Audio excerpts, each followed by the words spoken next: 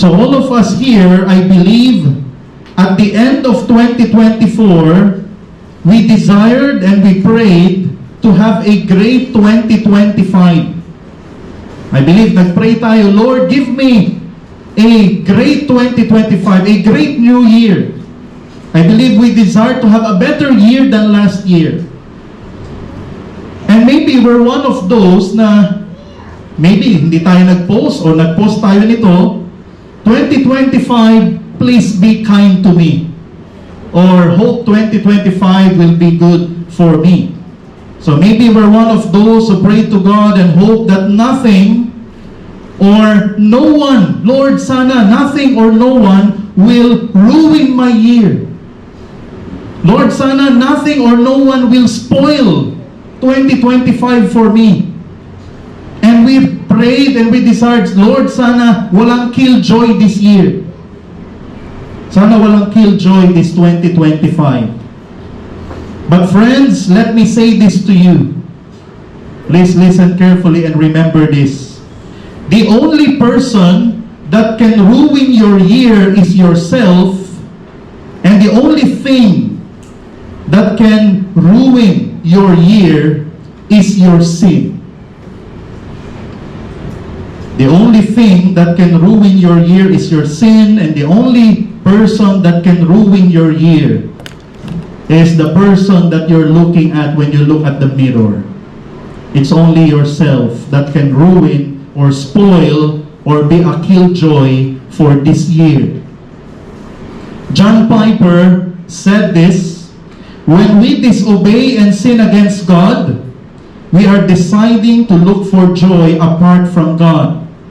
However, sin falsely promises joy but delivers little. God is not the killjoy, He just opposes what kills joy. God is not the killjoy, sin is. That's the real killjoy in our lives. Sin. Sin. If we will be stubborn and continue with our sin or with our sins this 2025, then you yourself will ruin your year. You yourself will spoil 2025, and you will be your own killjoy for this year. This is the reason we should let go of sin in our lives so that we will have a great year, but not just a great year, but a great life, a God-glorifying life. We need to let go of the real killjoy in our lives, and that is sin. So today we will study about letting go of sin in our lives, because this is an essential way to have a great year and God-glorifying life. Let me clarify that this is not just for this year, this is not just for this week. Letting go of sin should be a one-time activity as we go on with our lives until our deathbed. May we let go of our sin or sins, and let us do what glorifies the Lord. So here in Hebrews 12, 1 and 2, we will draw out 5 commands. We will look at this in a different way. We will draw out 5 commands that we need to do for 2025 and beyond. 5 commands that we should do as believers for 2025 and beyond. So number 1 is we must view the Christian life as a race and ourselves as runners. Kailangan magbago ang ating pagtingin sa ating buhay, ang ating pananaw patungkol sa ating sarili at sa ating buhay.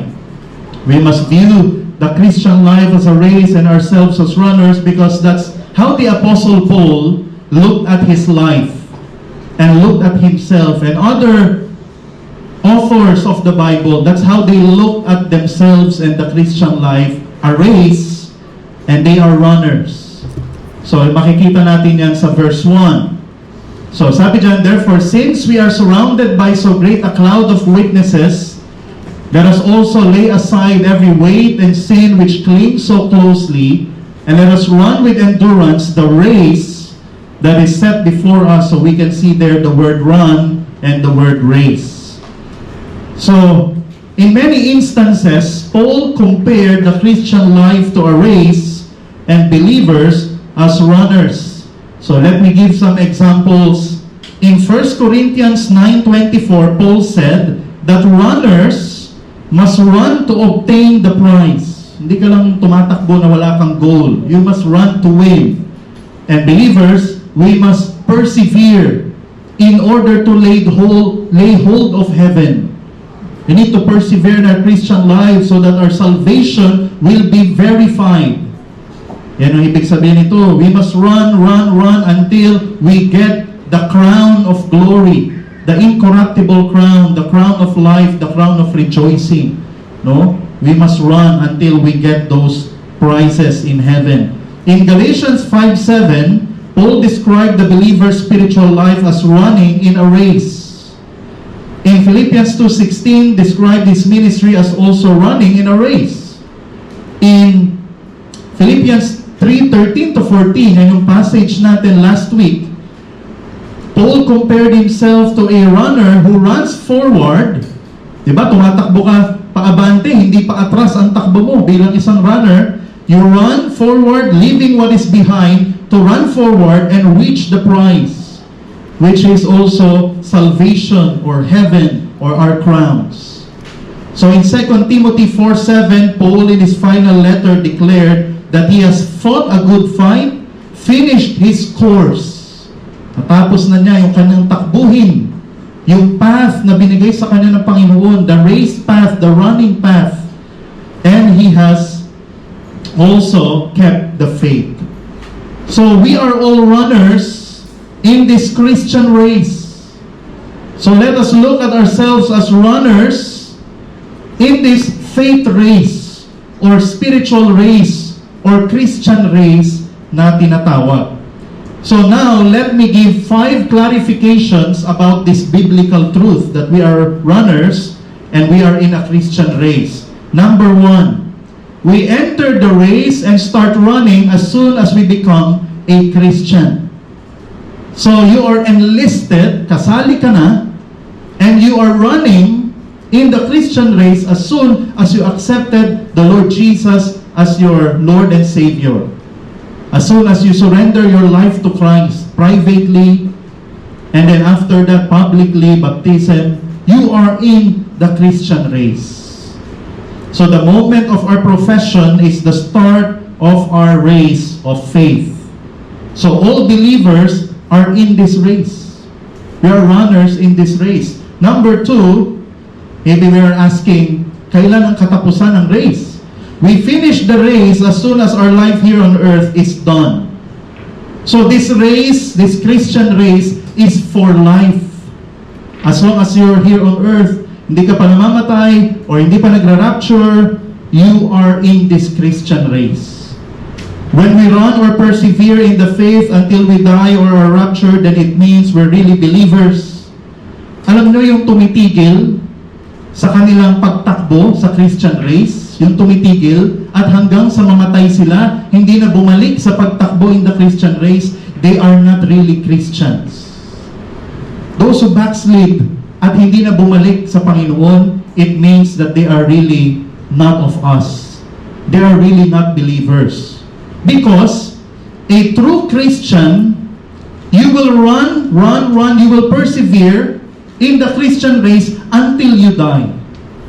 So may mga kakilala tayo na they stopped. Kahit sa ibang church, hindi na sila nag-church. Kahit anong born again religion, hindi na sila nag-a-attend. Talagang wala na, then it means they are really not believers. They are really not runners in this Christian race. So those who stop running from time to time, pero natapos mo yung race, until you die, you persevere to be a Christian, you are a Christian. Diba minsan tayo nagsastop sa pagtakbo, minsan mabagal ang ating pagtakbo, pero hanggang sa mamatay tayo, nag-worship tayo sa Panginoon, we're following Jesus, then it means we are really believers.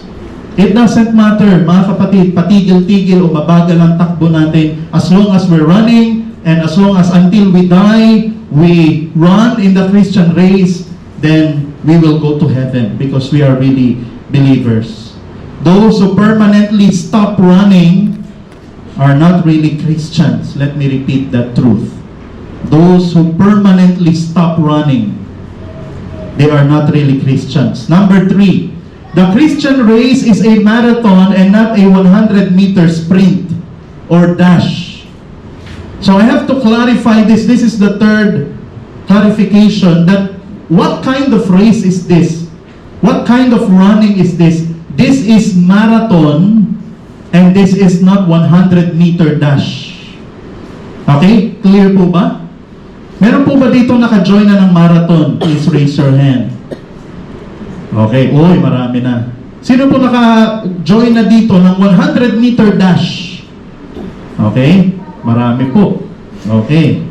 So, this means, listen, because this is a marathon and this is not a 100-meter sprint, it's not about how fast we run. Narinig niyo po ba yun? It's not about how fast we run, but how persevering and determined we are to finish the race. Hindi po ito pabilisan. But you finish the race, you win. There are those believers who start well. Sa kanilang Christian race, they start quickly. Ang bilis ng kanilang pagbulusok. Pagkabaril ng referee, ready, set, go. Ang bilis nila tumakbo. There are Christians who are like that. They are very fast in their quote-unquote growth. But they don't finish the race. They stop, and then they stop permanently. That is not true Christianity.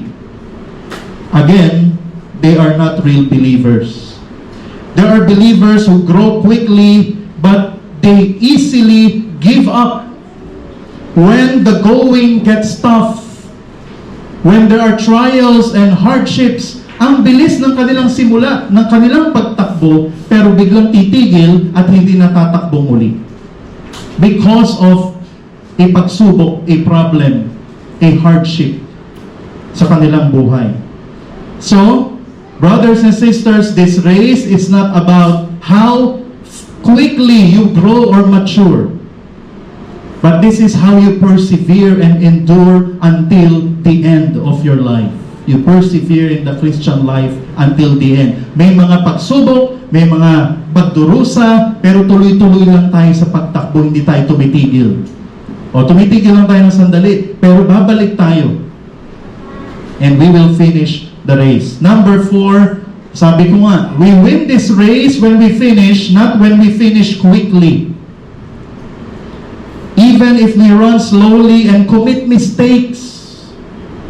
Runners, sa mga nagmarathon or 100-meter dash, so even if we run slowly and commit mistakes, as long as we finish, so it's something to be proud of, di ba? Okay lang, di ako nanalo, at least natapos ko yung race.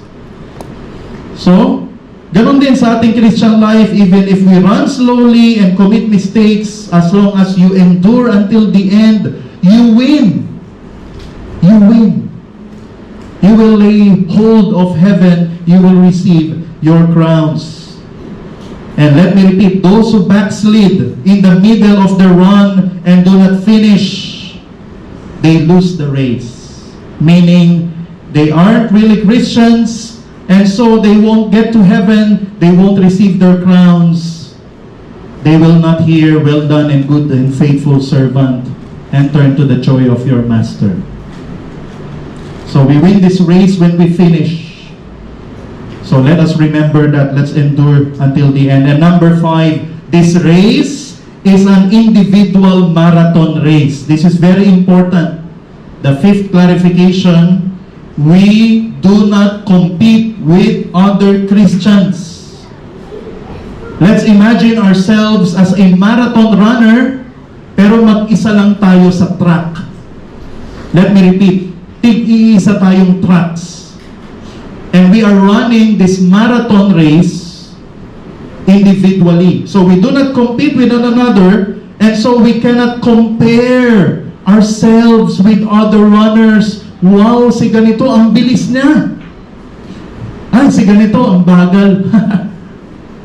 We cannot compare ourselves.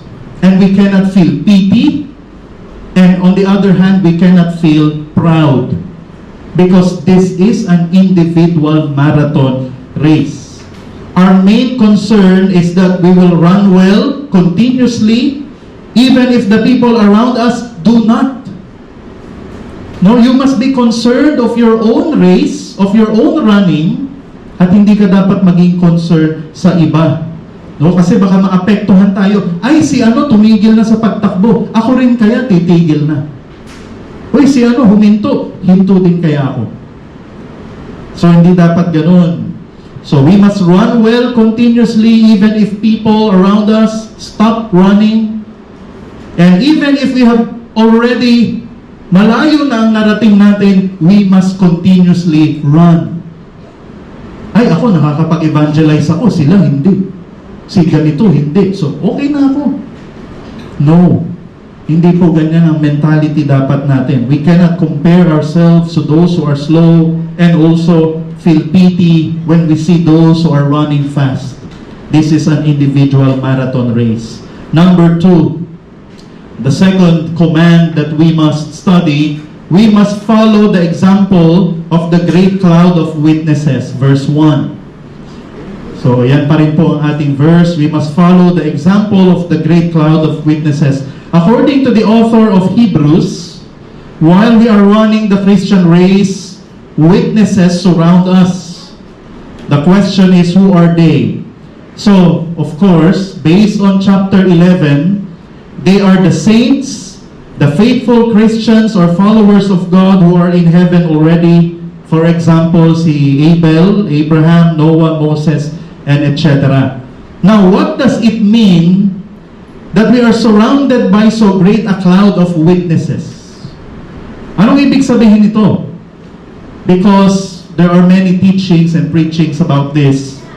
But let me clarify what it is not. This doesn't mean that the deceased saints, the saints of the Old Testament, and mga kamag-anak natin, magulang, or kapatid natin na Christian na namatay na, this doesn't mean that they are watching or observing us from heaven and they're criticizing us or cheering for us in whatever we are doing here on earth. Okay, let me clarify that the believers who are already in heaven, they are not there clapping, yay, cheering, yes, go Mel, go Jel, go Neneng, go Chacha. No. There's no verse to support that. What are the deceased believers doing in heaven? What are they doing there? They are worshiping the Lord. They are worshiping the Lord. But it doesn't mean na wala na silang pakialam sa atin. Maybe from time to time, they are asking Jesus, kumusta po yung anak ko doon? Kumusta po yung magulang ko doon? No, it doesn't mean that they are not caring for us. But most of the time, they are preoccupied with worshiping and serving the Lord in heaven. So, hindi sila parang nanonood sa TV and they spend their years there just watching us. No. They are not preoccupied with us. And if you are in heaven, you will be preoccupied with Jesus, of course. So, that is a wrong teaching. So, I hate to break your heart kung yun po ang iniisip ninyo, but they are not completely na walang pakialam sa atin, sabi ko nga. But they are preoccupied with worshiping the Lord. They are in the presence of God. Of course, they are preoccupied with worshiping the Lord. And also, let me say that they are not all-knowing. They are in heaven, but they are still not omniscient. So they do not know what you are doing while you're in the house or in this place. They do not know. They ask the Lord because the Lord is omniscient. So what this verse means is that the life of the saints in heaven,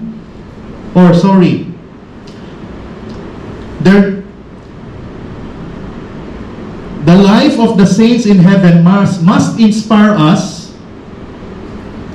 Wala pala dito. Must inspire us in our life and ministry today. Their godly life must motivate us towards holiness, and their faithfulness in their ministry must encourage us to imitate their faithfulness.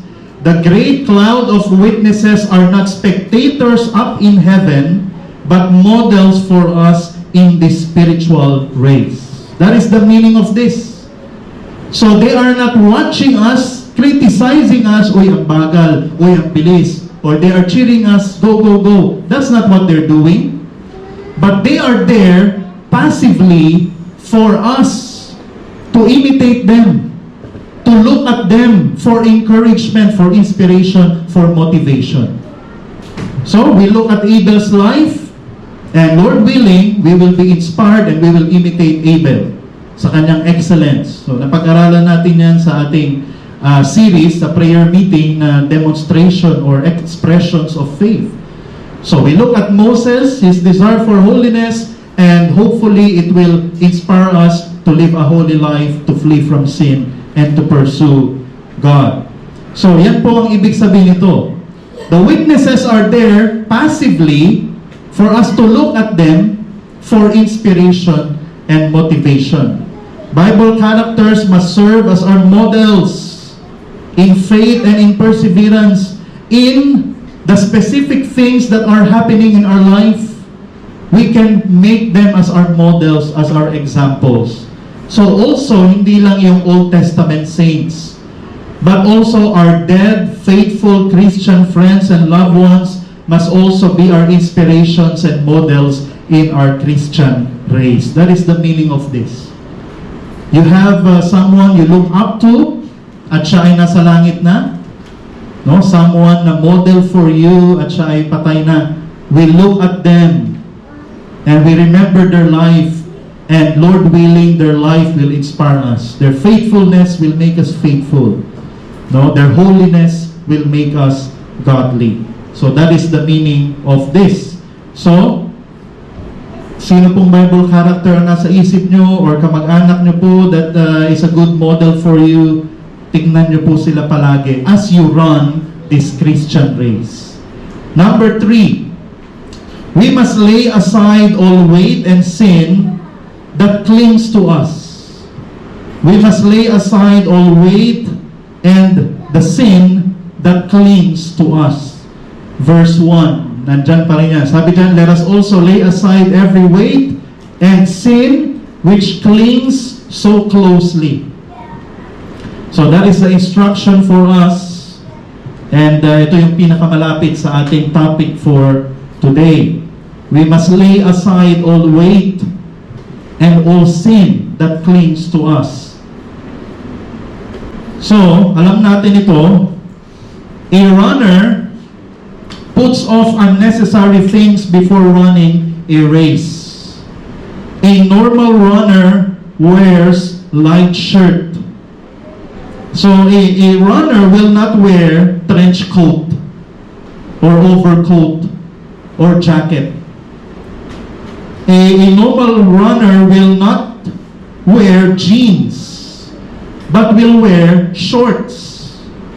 And actually, if you watch the last Olympics, yung suot ng iba doon ay parang magsiswimming.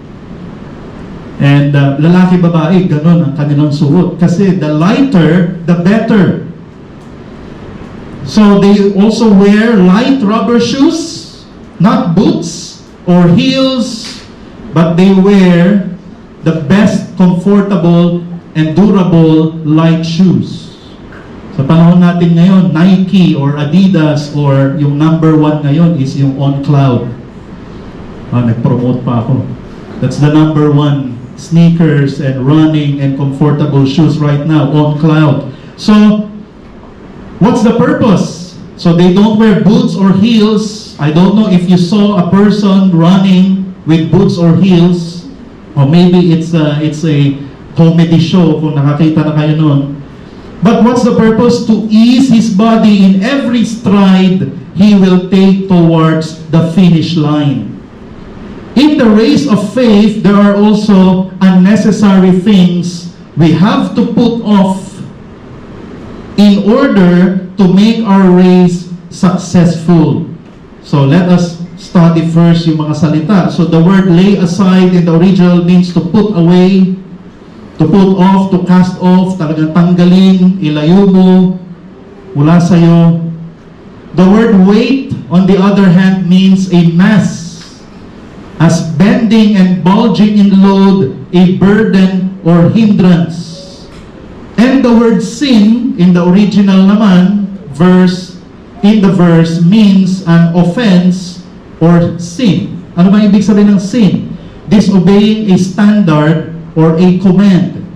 Anything that you do or say or think of, anything you do or not do that is against the standard and command of the Lord, it is a sin. And then the word beset means ensnare or entangle, or sa Tagalog, nakapulupot or nakatali. So that is the meaning of this. So, makikita natin dyan yung word na weight and sin. So let me say this. There are sinful things that you need to let go so that you can run well, and also there are things that may be not sinful. Kasi weight and sin, pinaghiwalay. Weight and sin. There are things also that are not sinful that we need to let go of so that we can run well. So things that are sinful and even things that aren't sinful can hinder or slow down our run in our spiritual race. Yes, let me repeat, even things that are not sinful can affect our running if we are not careful or vigilant. And what do you think? Ask yourself this morning, brothers and sisters in the Lord, what do you think hinders you from running well in this Christian race? What do you think is the sin or the weight? Something not sinful, but if you're not careful, it can hinder your spiritual growth, your spiritual effectiveness in the Christian race. What is that? You need to identify that. You need to know that. So it can be, let me give some example, worldly ambition, materialism, love of money, desire for position, power, and prestige. It can be our fleshly desires, laziness, love of comfort, love of pleasure. It can also be bad company, wrong friends, ungodly friends, or we are in an ungodly relationship. We're in a relationship, intimate relationship with an unbeliever. Wrong priorities, work. O ito po mga kapatid, work is not sin. But work can be a weight in running the Christian race. Let me repeat. I hope it will be clear for us. Work is not sin, but it can be a weight for you to run well in this Christian race. Work, family. Is family sin? Is family wrong? No. But your family can also be a weight as you follow the Lord. For example, your parents tell you, huwag ka pumunta sa church. Wala nang Christian. Huwag ka magpabaptize. So your family, naturally, it's not sinful, but they can be a weight also in growing more, in serving the Lord more. So, ourself, it can also be a weight. Wrong priority. Ang priority mo, sarili mo at hindi ang Panginoon. Too much self-love. That is sin. That is wrong. And then, studies. Sa mga nag-aaral po dito, your studies can also be a weight. Studies, it's not wrong, but studies can be a weight as we follow the Lord. And then, sin. Sabi ko nga, sin. Before sin, fear. Fear of persecution. It can be a sin. Okay? Fear of persecution, it can be a weight. And also fear of persecution from family or friends. Fear of the future. Fear of health. Fear for safety. Too much fear can be a weight. And then pinakahuli is sin. Let me give some examples of sin. Pride, lust, envy, idolatry, rage or wrath, malice, conceit, disobedience to parents, deceit, foolishness, bitterness, and more. These sins can hinder us or can serve as entanglement sa ating paa so that we cannot run well. So, yan po ang examples. So, let me ask everyone this morning, is there a sin in your life that you wouldn't let go, that entangles your feet or slows your spiritual progress or hinders your spiritual usefulness? Brothers and sisters in the Lord, please search yourself right now. And this is an important question. What sin or what sins are you not aware of that you need to let go in order to run well? You need to look at yourself deeply. Meron tayong mga alam natin na weight or sin that we need to let go of so that we can run well. Meron din tayong mga sin or weight na hindi tayo aware of. And you need God's help to see that. Na ipakita sa iyo ng Panginoon face to face so you can let go of that. Okay? I hope we will take time. Let us spend time, no, in searching ourselves the weight or the sin that hinders or slows down our Christian race. There's a story from Pastor John MacArthur. Many years ago, the winner of a recent Olympic gold medal for the 100 meters came to our country for an invitational track meet. He was considered the world's fastest human being. But when he ran the preliminary heat, he did not even qualify. In an interview afterward, he said the reason was simple. He was overweight. He had trained too little and eaten too much. He had not gained a great amount of weight, but it was enough to keep him from winning, even from qualifying. Kasi may qualifying weight yan. So because of a few pounds, he was no longer a winner in that particular race. He was not even qualified to compete. So friends, we must all be aware of the sin or sins that hinder us from running well. Spend significant time in searching and examining yourself so that you may have a life and year that pleases the Lord. What is that sin or sins that you need to let go of? That you need to confront? That you need to, once and for all, surrender to the Lord. Lord, ayoko na. It entangles my feet. It is an encumbrance. So Lord, take this, take it away from me, and Lord, help me to do your will. Number four, we must run with patience or endurance the race set before us. So the word patience here, napakagandang word. It means to remain under, or cheerful or hopeful endurance or continuance. Do you know the meaning of this word? It means troubles and hardships, challenges are happening around us, but we remain under.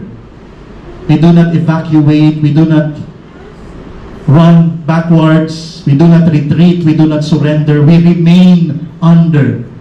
That's the meaning of patience or endurance. And you remain under because there is hope. No? Meron kang happiness, there is cheerful continuance because you have hope. So, a runner may lose focus in running as he experiences fatigue from direct sunlight. Diba? You are running and sobrang init, you may lose focus. Pwedeng mabawasan yung endurance mo. Yesterday po nag-jogging ako, malamig. Alam natin, malamig, mahangin, pero mahirap pa rin. Eh how much more kung maaraw? Mahirap tumakbo. So, direct sunlight or even not sunny or hot, mahirap talaga tumakbo, mag-jogging. or weakening bones and muscles, or as he sees his fellow runners give up or stumble, nakikita mo, nag-give up yung mga kasama mong tumatakbo, nadapa sila, and then parang ikaw, nadi-discourage ka, parang naapektuhan ka, di ba? Or, as he hears the crowd discourage him through words, yung mga nag-jeer, kabaliktaran ng cheer, boo, tama na, tumigil ka na.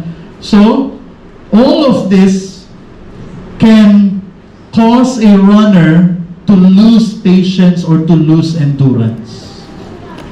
But a runner must patiently run in spite these distractions and in spite of these occurrences. The Christian runner must keep on running even when others are quitting.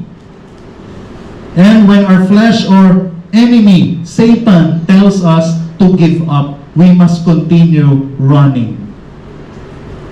Ano bang nagtetest ngayon sa inyong endurance?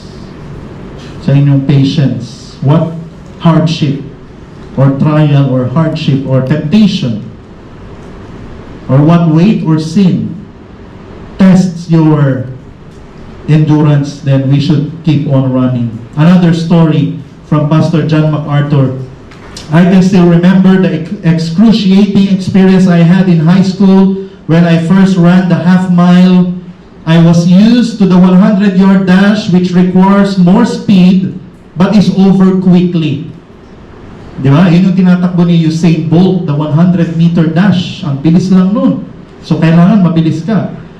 But I ended, So I started out well. In fact, I led the pack for the first 100 yards or so, but I ended dead last and almost felt I was dead. My legs were wobbly, my chest was heavy, my mouth was cottony, and I collapsed at the finish line. That is the way many people live the Christian life. They start out fast, but as the race goes on, they slow down, give up, or just collapse. The Christian race is a marathon, a long-distance race, not a sprint. The church has always had many short spurt Christians, but the Lord wants those who will make the distance. Sabi ko nga, this is a marathon. It's not how quickly you start, but it's how you finish well. We Christians must not lose patience as we run the Christian race. The word race actually in the original is agon, where we get the word what? Agony. Agony. So a foot race is never easy but always difficult and will cause agony.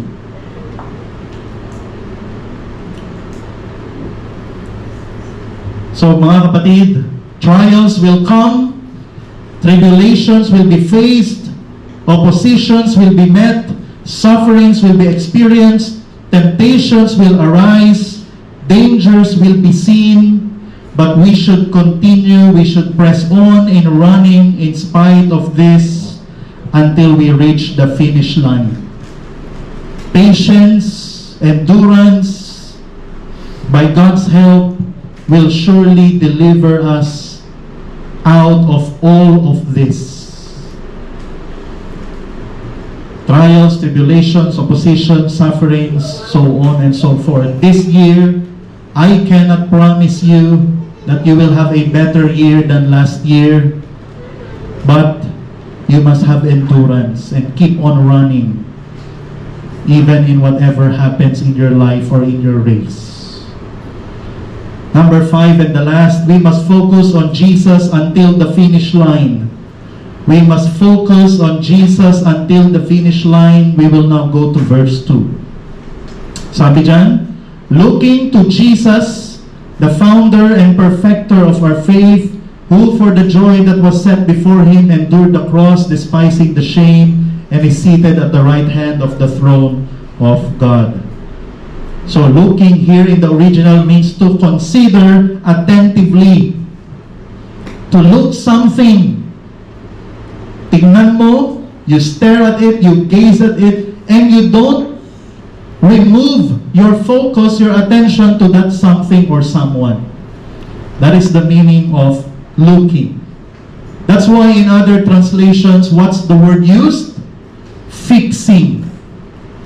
Fixing your eyes on Jesus. You look at Jesus with full attention, full concentration.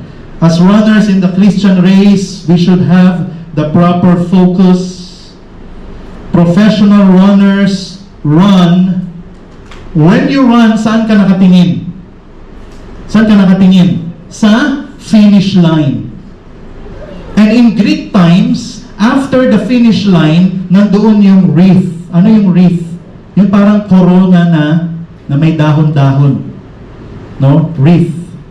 So, yun yung crown nila during the Greek times. So, finish line, may tali, and then the wreath. Sa panahon natin ngayon, gold medal, or the crown, the trophy. So, doon nakatingin ang tamang runner. They never look at their opponents. When you're running, you cannot look at left and right. Yung mga mananakbo, nakatabi mo. You cannot look at the crowd. You cannot look at the crowd. You cannot look at the sky. And you also cannot look at your feet. You cannot look at anywhere else. You must look forward when you run. Alam yan ng mga tumakbo dati. They never look at this or anywhere else. They look straight forward. They look toward the finish line. Also, ano ang mental focus nila? So yung mata nila nasa finish line. How about their mind? Ano yung focus ng kanilang mind? Runners always focus on their mentors or coaches' words or teachings as they compete.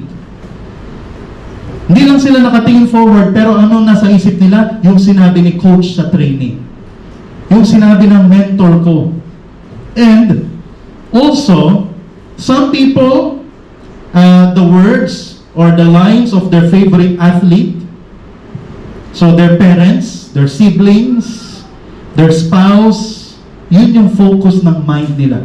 The focus of their eyes is the finish line. Alam nyo, kahit doon sa, ano yung merong tinatalunan sa racing? Hurdles. Kahit sa hurdles running, you cannot look at the hurdles. That's the technique. You must look forward pa rin. Pag tumingin ka sa hurdle, madadapa ka. So, you need to look forward and your mind ay dapat nandoon lang sa sinabi ng coach mo. Doon lang, hanggang sa matapos ka. Nandoon lang dapat yung isip mo. So, remembering their words adds energy and endurance to them as they run. So, in our Christian life or Christian race, we must also have the right focus. While running, we must not look at problems, oppositions, or persecutions around us, but we must instead have a firm focus on Jesus. Siya lang ang focus natin. That we end well like Jesus. And ang focus ng mind natin, yung sinabi ng Panginoon. Yun lang. Yung sinabi ng Panginoon. Jesus is the perfect example of running well. Jesus is the perfect example of victorious Christian race or running because he ran his race successfully. Imagine he was persecuted, opposed, tempted, he was mocked, spit on, cast lots on, whipped, punched, slapped, denied by his apostles, crucified. Yun na yung ultimate, crucified, pinatay ka na talaga. But he continued running. He continued running. He finished his race well. So Jesus also, why he is a good model or example, he is the best model because he had the right goal in running. Ano ang kanyang goal? Joy. The joy that was set before him according to the verse. And what was the joy? It is to see the joy of the Father. Yun yung goal niya. I want to finish well so that God will be delighted in me. Yung joy ng Father, yung kanyang goal. Sana ganun din tayo. And pangalawa na lang, yung kanyang sariling joy.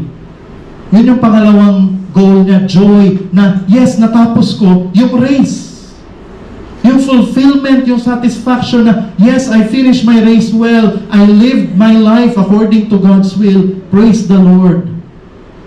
So, yun yung joy na goal ng Panginoon. Joy ng Father and personal joy. And ganun din tayo mga kapatid. Dapat yun din ang goal natin. That the Lord will be delighted in our lives. And yung joy na mai-experience natin at the end of our life na, praise the Lord, hindi ako nag-backslide. Praise the Lord, nag-backslide ako pero bumalik ako. Praise the Lord, I withstand all the persecution and oppositions and hardships in life. I'm here, deathbed, 1 hour before my death, and I am a Christian. I'm faithfully following the Lord. That joy, dapat yun yung goal natin. The joy of the Father and personal joy. And as a result, no, Jesus must be our sole focus as we run our respective Christian race. We should not focus on ourselves as the source of strength and endurance. No, ang focus natin ay hindi yung kaya ko to. Magaling ako, kaya ko to, matatapos ko to. No. But the Lord will help me. Jesus is by my side. I will finish this race with Him. So, alam natin ang nangyari sa Panginoon.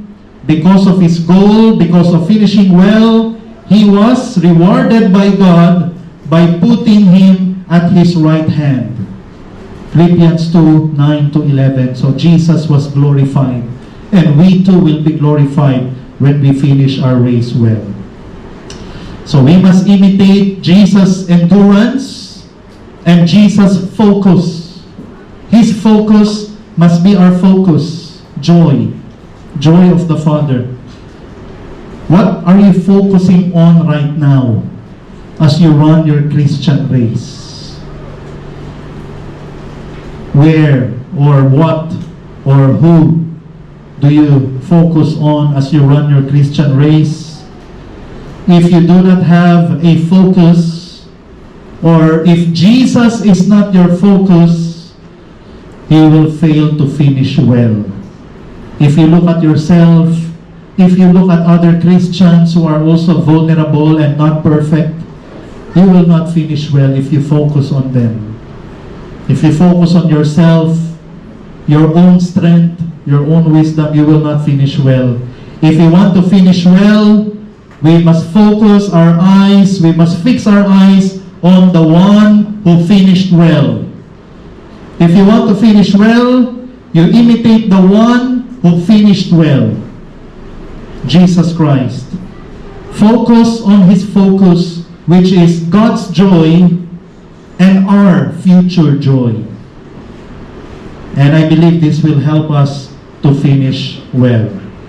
So in conclusion, simula pa lang ng 2025, napakalayo pa ng December 31, 2025. And also, malayo pa yung buhay natin, Lord willing. No? Do you want to maximize joy and minimize stress this year? Do you want your year not to be ruined or spoiled?